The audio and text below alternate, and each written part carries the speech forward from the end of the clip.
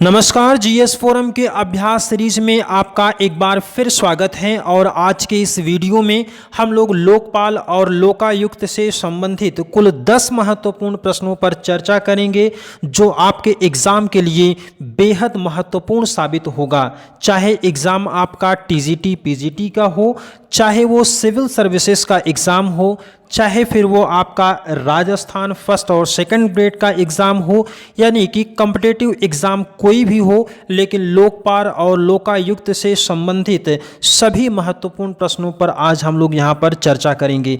आज का हमारा पहला सवाल है कि भारत में लोकपाल और लोकायुक्त की स्थापना का सुझाव किसने दिया था? आपके पास 3 सेकंड हैं। सही जवाब हो जाएगा बी, प्रशासनिक सुधार आयोग ने। आंसर आपका बी सही होगा। आपको पता होगा कि 5 जनवरी 1966 को प्रशासनिक सुधार आयोग की स्थापना की गई थी और इसके अध्यक्ष मोरारजी देसाई थे। लेकिन बाद में 1967 में के हनुमंतैया को इसका अध्यक्ष बनाया गया था, क्योंकि मोरारजी देसाई इंदिरा गांधी की सरकार में मंत्री बन गए। 1967 में ही इन्होंने अपना अंतिम प्रतिवेदन प्रस्तुत किया और उस अंतिम प्रतिवेदन में लोकपाल और लोकायुक्त की नियुक्ति की सिफारिश की गई। अगला सवाल है कि राज्य स्तर पर लोकायुक्त की नियुक्ति की सर्वप्रथम अनुशंसा किसने किया था? तो इसका भी सही जवाब ए होगा, भारत का प्रशासनिक सुधार आयोग 1966 टू 70। सही जवाब आपका ए हो जाएगा। इसी में प्रशासनिक सुधार आयोग में ही केंद्रीय स्तर पर लोकपाल और राज्य स्तर पर लोकायुक्त की नियुक्ति की सिफारिश की गई थी। क्वेश्चन नंबर 3 है कि ओम्बुड्समैन का भारतीय प्रतिमान क्या है? तो सबसे पहले हमें ये जानने की आवश्यकता है कि आखिर ओम्बुड्समैन क्या होता है। तो आपको पता होना चाहिए कि 1809 में सबसे पहली बार ओम्बुड्समैन शब्द का प्रयोग किया गया और ये स्वीडिश भाषा का शब्द है। स्वीडन में सरकारी कर्मचारियों पर भ्रष्टाचार को रोकने के लिए, उस पर निगरानी रखने के लिए इसका प्रयोग किया गया था। और स्वीडिश भाषा में ओम्बुड्समैन का जो अर्थ है होता है कि ऐसा व्यक्ति जो जनता की शिकायतों को सुनता हो या जो अन्य व्यक्ति के प्रवक्ता अथवा प्रतिनिधि के रूप में काम करता हो, उसी को हम क्या कहते हैं? ओम्बुड्समैन कहते हैं। अब इसी ओम्बुड्समैन का जो भारतीय प्रतिमान है, भारत में जो इसका नाम है वही है लोकपाल। तो आपका इस तरह से सही जवाब जो होगा वो डी हो जाएगा, लोकपाल। और एक सवाल आपसे और पूछा जाता है कि लोकपाल शब्द के बारे में पहली बार बात किसने किया था? तो वो लक्ष्मीमल सिंघवी थे। तो सही जवाब इस तरह से आपका डी हो जाएगा, लोकपाल। क्वेश्चन नंबर 4 में है कि निम्नलिखित में से किस आयोग या समिति ने स्थानीय संस्था ओम्बुड्समैन बनाने का सुझाव दिया था? तो प्रथम प्रशासनिक सुधार आयोग होगा। आंसर ए आपका सही हो जाएगा। क्वेश्चन नंबर 5 में है कि प्रशासनिक सुधार आयोग 1967 जिसने पहली बार लोकपाल और लोकायुक्त बनाने की संस्तुति की थी, उसके अध्यक्ष कौन थे? तो इसके अध्यक्ष आपको पता है कि 5 जनवरी 1966 को ये बनाया गया। तो इसका सही जवाब आपका हो जाएगा ए, मोरारजी देसाई। क्वेश्चन नंबर 6 में है कि संसद में पहला लोकपाल विधेयक कब रखा गया था? तो पहली बार लोकपाल विधेयक को 1968 में रखा गया। सही जवाब आपका सी हो जाएगा। और आपको ये पता होगा कि 1968 में चौथी लोकसभा थी और चौथी लोकसभा में इसको पहली बार प्रस्तुत किया गया था।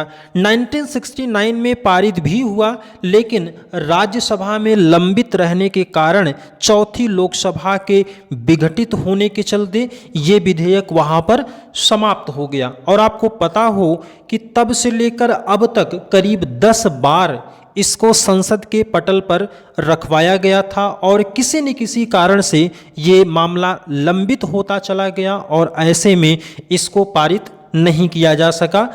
तो संसद में पहला लोकपाल विधेयक 1968 में रखा गया था। क्वेश्चन नंबर 7 में है कि निम्नलिखित में से किस राज्य में सर्वप्रथम लोकायुक्त कार्यालय की स्थापना की गई थी? तो सबसे पहले लोकायुक्त कार्यालय की स्थापना तो महाराष्ट्र में की गई थी 1971 में। अब आपको यहाँ पर एक डाउट होता है और डाउट आपका वो लाजमी है, क्योंकि सबसे पहली बार जो विधेयक पारित किया था वो था ओडिशा ने, लेकिन 1983 तक इस पर कोई कार्रवाई नहीं हो पाई। तो ऐसे में क्या हुआ था कि यहाँ पर स्थापना नहीं हो पाई थी, इसलिए सबसे पहली बार जो लोकपाल कार्यालय की स्थापना हुई थी वो महाराष्ट्र में हुई थी। आंसर आपका ए सही हो जाएगा। और आपको पता है कि उत्तर प्रदेश में कब पारित किया गया? तो 1975, बिहार 1973, मध्य प्रदेश 1981, आंध्र प्रदेश 1983, कर्नाटक 1985, असम में 1986, गुजरात में 1986 में, पंजाब 1995, दिल्ली में 1996, हरियाणा में 1996। एक और सवाल आपसे पूछा जा सकता है कि सबसे पहली बार इसको समाप्त किसने किया था? तो इसको सबसे पहली बार समाप्त किया था उड़ीसा ने 1993 में। अगला सवाल है, उत्तर प्रदेश का लोकायुक्त अपना प्रतिवेदन किसको प्रस्तुत करता है? तो उत्तर प्रदेश का लोकायुक्त अपना प्रतिवेदन राज्यपाल को सौंपता है और ये लोकायुक्त और लोकपाल अधिनियम 1975 के तहत इसका पूरा प्रावधान भी किया गया है और राज्यपाल विधानमंडल के दोनों सदनों के पटल पर इसको प्रस्तुत करवाता है। और ये केवल उत्तर प्रदेश के संदर्भ में ही नहीं बल्कि लगभग हर राज्यों के संदर्भ में होगा। आंसर आपका इसमें सी सही हो जाएगा। क्वेश्चन नंबर 9 में है कि उत्तर प्रदेश के लोकायुक्त की पद धारण करने की अवधि कितनी है? यानी कि उत्तर प्रदेश में लोकायुक्त कितने समय तक अपने पद पर बना रह सकता है? तो इसको आप 5 सेकंड का टाइम लीजिए और सही जवाब सोचकर बताइए। ये सवाल RO ARO 2017 के एग्जाम में पूछा भी गया है। तो इसका सही जवाब है डी, 8 वर्ष तक।